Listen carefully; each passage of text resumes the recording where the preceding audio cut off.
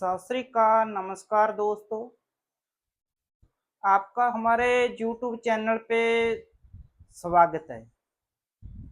उम्मीद है कि आप सभी ठीक ठाक होंगे। तो दोस्तों, आपने अभी न्यूज में बहुत सुना होगा भी जो 8th पे कमीशन आ रहा है, जो 8वां वेतन आयोग आ रहा है, तो उसमें सेंट्रल गवर्नमेंट एम्प्लॉइज और स्टेट गवर्नमेंट एम्प्लॉइज इनकी सैलरी कितनी बढ़ने वाली है।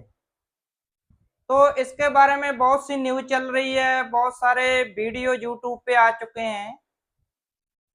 तो इसी के संबंध में आज जो वीडियो हम आपके लिए लेकर आए हैं, तो आपको हम इसकी जो सेंट्रल पे कमीशन है, इसकी पूरी हिस्ट्री के बारे में जानकारी देंगे।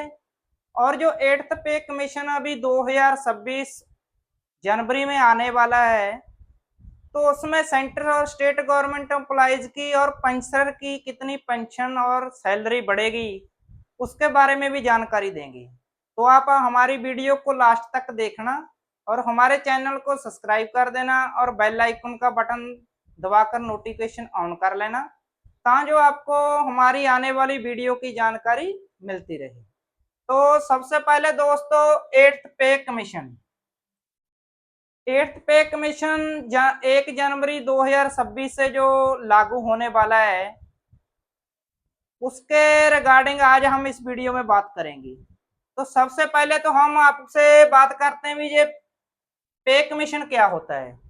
तो जो भी सेंट्रल और स्टेट गवर्नमेंट एम्प्लॉइज है, उनकी सैलरी हर 10 साल बाद रिवाइज हो जाती है। तो हर 10 साल बाद गवर्नमेंट अपने एम्प्लॉइज की सैलरी बढ़ाती है, ताकि जो उनकी परचेजिंग पावर बढ़ जाए और वो और चीजें खरीदे, जिससे हमारी इकोनॉमी भी डेवलप होगी। क्योंकि हमारे देश में बहुत से गवर्नमेंट एम्प्लॉइज है, तो उनकी सैलरी जब बढ़ेगी तो उसके हिसाब से हमारा मार्केट भी ऊपर जाएगा, उसकी परचेजिंग पावर बढ़ेगी। अगर किसी की सैलरी बढ़ेगी तो कहीं कोई घर बनाएगा, लोन लेगा, नहीं तो फिर कोई गाड़ी खरीदेगा, जिससे ऑटोमोबाइल इंडस्ट्री बढ़ेगी। कोई बाइक लेगा, जिससे ये बाइक वाली जितनी कंपनी है उनको फायदा होगा। तो ऐसे ही गवर्नमेंट इस चीज को 10 साल बाद रिवाइज करती है, जिसको हम पे कमीशन बोलते हैं। अभी दोस्तों आपको हिस्ट्री बताते हैं, ये पे कमीशन की हिस्ट्री क्या है, ये कब स्टार्ट हुआ और कितने कब कब कितना कितना बढ़ा और इसमें कितना फिटमेंट फैक्टर मिला। तो इसके बारे में आपको हम एक टेबल के थ्रू समझाएंगे। तो जो फर्स्ट पे कमीशन था वो 1946 में इसकी घोषणा होगी थी, लेकिन वो 1947 में जब हमारा देश आजाद हुआ तब ये कमीशन लागू हुआ। तो इसमें जो मिनिमम वेजेस रखी गई एम्प्लॉइज की, वो 30 रुपए थी और उसके अंदर 25 रुपए जो डीए, जिसको आप डियरनेस अलाउंस बोलते हैं, तो वो रखा गया। तो मिनिमम सैलरी 55 रुपए गवर्नमेंट एम्प्लॉइज की रखी गई और मैक्सिमम सैलरी 2000 रुपया रखी गई। और इसमें डीए आपको मैंने बता दिया, 25 रुपए डीए के ऐड किए हुए थे, जो इसकी बेसिक सैलरी थी। उसके बाद दोस्तों 10 साल बाद 1957 में जो सेकंड पे कमीशन आया, तो उसमें 55 से बढ़ाकर 80 रुपए बेसिक सैलरी कर दी गई सेंट्रल गवर्नमेंट एम्प्लॉइज की और 3000 मैक्सिमम पे कर दी गई। मतलब कि मिनिमम पे 80 रुपए और मैक्सिमम पे 3000 रुपया कर दी गई। तो इसमें वैसे डीए का कोई कॉलम नहीं रखा गया और उस टाइम पे जो फिटमेंट फैक्टर वगैरह नहीं चलते थे। ये तो अभी दो तीन जो पे कमीशन लास्ट वाले हैं उन्हीं में फिटमेंट फैक्टर आना स्टार्ट हुआ, उससे पहले फिटमेंट फैक्टर का कोई ऐसा प्रावधान नहीं था। तो इसके बाद दोस्तों जो थर्ड पे कमीशन है वो 1970 में इसकी घोषणा हुई और ये 1973 में लागू हो गया था। तो इसमें जो बेसिक सैलरी थी, मिनिमम सैलरी थी, उसको 80 से बढ़ाकर 196 रुपीज कर दिया गया और जो मैक्सिमम सैलरी थी वो 3500 कर दी गई। लेकिन फिटमेंट फैक्टर का जहां भी कुछ भी नहीं था, लेकिन जो इनका मतलब कि इसको फिटमेंट बेनिफिट बोलते थे उस टाइम पे। तो जो फिटमेंट बेनिफिट था वो 15% बढ़ गया था। और जो डीए था वो 100% से लेकर 35% तक था उस टाइम पे, जो भी डीए उस टाइम पे चल रहा था। तो इसके बाद दोस्तों जो फोर्थ पे कमीशन आया तो उसकी घोषणा 1983 में हुई और वो 1986 में इम्प्लीमेंट कर दिया गया। तो उसमें गवर्नमेंट एम्प्लॉइज की जो मिनिमम सैलरी थी वो 196 से बढ़कर 750 कर दी गई और जो मैक्सिमम सैलरी थी वो 9,000 रुपया कर दी गई।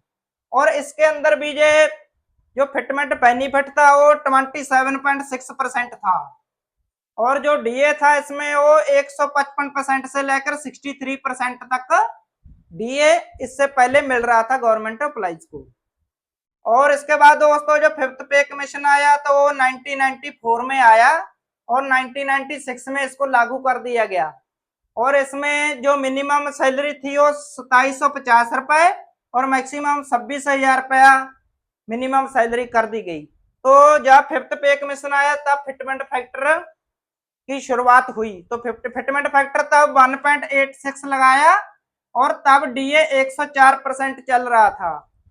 तो दोस्तों जब भी कोई नया पे कमीशन आता है तो उसमें क्या होता है, हमारा डीए जितना भी उस 10 साल में बढ़ा तो जब वो पे कमीशन लागू हो जाता है तो डीए 0 हो जाता है। तो इसलिए उससे पहले जो डीए था 104% चल रहा था फिफ्थ पे कमीशन से पहले। उसके बाद सिक्स पे कमीशन 2006 में आया और इसको 2008 में इम्प्लीमेंट किया गया, लागू किया गया। तो इसमें जो मिनिमम सैलरी थी वो 2750 से बढ़ाकर 7,000 रुपया कर दी गई और मैक्सिमम सैलरी 26,000 से बढ़ाकर 85,000 85,000 रुपया कर दी गई। और इसमें भी जो फिटमेंट फैक्टर था वो सेम था 1.86 और इससे पहले जो डीए चल रहा था वो 24% डीए चल रहा था। इसके बाद दोस्तों जो 7 पे कमीशन 2016 में आया और इसको 2017 में लागू कर दिया गया। तो तब जो बेसिक सैलरी थी वो 7,000 से बढ़ाकर 18,000 कर दी गई और इसमें जो मैक्सिमम सैलरी थी वो 2.5 लाख रुपया कर दी गई, 80,000 से 85,000 से बढ़ाकर 2.5 लाख रुपया कर दी गई, जिसमें इसमें फिटमेंट फैक्टर 2.57 था। जो सबसे ज्यादा बढ़ोतरी वाला जो पे कमीशन हम बोल सकते हैं उसको इसको माना जा सकता है और इसमें 2.57 का फिटमेंट फैक्टर है जो गवर्नमेंट एम्प्लॉइज को दिया गया। तो इसमें 125% इससे पहले 125% डीए सेंट्रल गवर्नमेंट एम्प्लॉइज को मिल रहा था, जो 7 पे कमीशन लागू होने के बाद डीए को 0 कर दिया गया और उसको हमारी बेसिक सैलरी में इंक्लूड कर दिया गया, जोड़ दिया गया।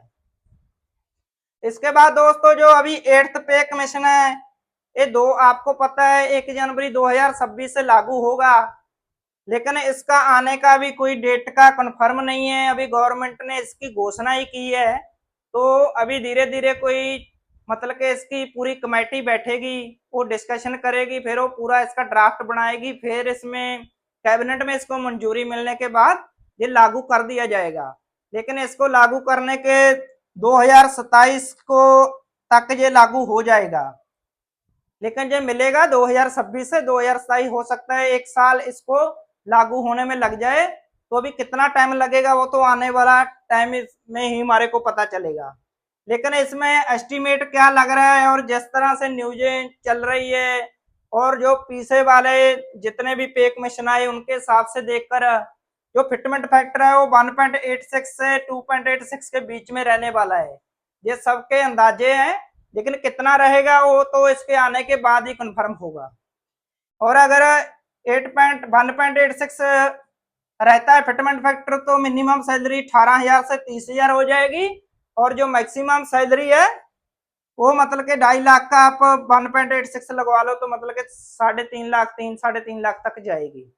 और उसके बाद इसको जो अगर 2.86 फिटमेंट फैक्टर गवर्नमेंट लेती है तो मिनिमम सैलरी 50,000 51,480 रुपए हो जाएगी और इसी तरह जो मैक्सिमम सैलरी है उसमें भी 2.86 फिटमेंट फैक्टर के हिसाब से आप देख सकते हो कितनी होगी। तो इसमें जो डीए अभी चल रहा है वो 58.17% चल रहा है तो ये 0 हो जाएगा जब पे कमीशन 8th पे कमीशन लागू हो जाएगा, तब ये डीए 0 हो जाएगा। तो अभी आपको दोस्तों हम बताते हैं अभी इसमें कितने सेंट्रल स्टेट गवर्नमेंट एम्प्लॉइज को फायदा होने वाला है। तो 2 मिलियन मतलब के 50 लाख के करीब सेंट्रल गवर्नमेंट एम्प्लॉइज है जो उनको इसमें फायदा होगा, जो अभी गवर्नमेंट के जॉब कर रहे हैं। और 6.5 मिलियन मतलब के 65 लाख के करीब जो पेंशनर है जो रिटायर हो चुके हैं उनको फायदा होगा ये पे कमीशन आने के बाद। अभी आपको बताते हैं अभी इसमें ये जो डीए होता है, डियरेंस अलाउंस होता है, तो उसका पे कमीशन आने के बाद क्या होता है। जैसे दोस्तों 2016 में जो पे कमीशन आया था तब डियरेंस अलाउंस 125% चल रहा था, मतलब कि जो भी गवर्नमेंट एम्प्लॉइज की सैलरी है उसका 125% उसको महंगाई भत्ता मिलता था। लेकिन जब पे कमीशन आया तो उन्होंने बेसिक सैलरी को 7,000 से 18,000 कर दिया, तो उसका डीआरएस अलाउंस को 0 कर दिया, उसको उसकी बेसिक सैलरी में डीए को इंक्लूड कर दिया।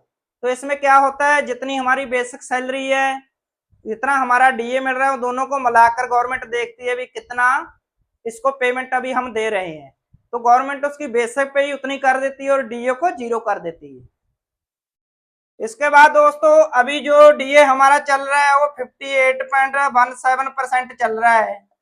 तो अगर गवर्नमेंट 1 जनवरी 2026 को जो 8th पे कमीशन आएगा तो उसमें भी हमारा ये डीए 0 हो जाएगा और इसी को गवर्नमेंट हमारी बेसिक सैलरी में इंक्लूड करके हमारी जो बेसिक सैलरी है उसको बढ़ा देगी।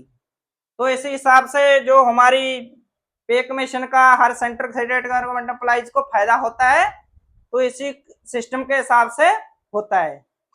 अभी दोस्तों आपको बताएंगे भी अगर 1.86 के हिसाब से आने वाला पे कमीशन होगा तो एम्प्लॉइज की सैलरी कितनी होगी। तो दोस्तों मान लीजिए भी अभी जिसकी 18,000 बेसिक चल रही है तो उसके ऊपर 58.17% डीए ले रहा है, तो उसकी टोटल सैलरी 28,470 रुपए हो रही है। ये बिना अलाउंस के है, इसके अंदर कोई अलाउंस वगैरह इंक्लूड नहीं किया गया है, सिर्फ बेसिक सैलरी पे बात हो रही है। अभी अगर वो 28,470 ले रहा है और अगर गवर्नमेंट इसको फिटमेंट फैक्टर को 1.86 के हिसाब से देती है 8th पे कमीशन में, तो उसकी सैलरी 33,500 हम मानकर चल रहे हैं फिटमेंट फैक्टर 1.86 के हिसाब से, तो उसको कितना फायदा होगा। तो 28,470 अभी ले रहा है, उस टाइम पे फिर उसको डीए जो 0 हो जाएगा, ये नहीं मिलेगा, तो उसकी सैलरी 33,500 हो जाएगी, तो उसको 5,000 के करीब उसकी सैलरी बढ़ जाएगी। तो अभी तक जो मतलब के एस्टिमेट लगाए जा रहे हैं, जो बातें चल रही है उसके हिसाब से 1.86 अगर फिटमेंट फैक्टर आता है तो हर एक एम्प्लॉइज को 5 से 7,000 रुपए का फायदा होगा। लेकिन एक्चुअल में कितना फायदा होगा और कितनी उसकी सैलरी बढ़ेगी ये तो 8th पे कमीशन आने के बाद ही पता चलेगा। तो दोस्तों उम्मीद है भी आज की जो वीडियो आपको सही तरीके से समझ में आ गई होगी। तो आपको हमारी आने वाली वीडियो देखने के लिए हमारे चैनल को सब्सक्राइब कर देना और बेल आइकन का बटन दबाकर नोटिफिकेशन ऑन कर लेना, ताकि जो आपको हमारी आने वाली वीडियो की नोटिफिकेशन मिलती रहे। तो सभी दोस्तों का वीडियो को लास्ट तक देखने लिए धन्यवाद। तो दोस्तों हम मिलते हैं किसी नई वीडियो में नई जानकारी लेकर। सभी दोस्तों को नमस्कार, सत श्री अकाल।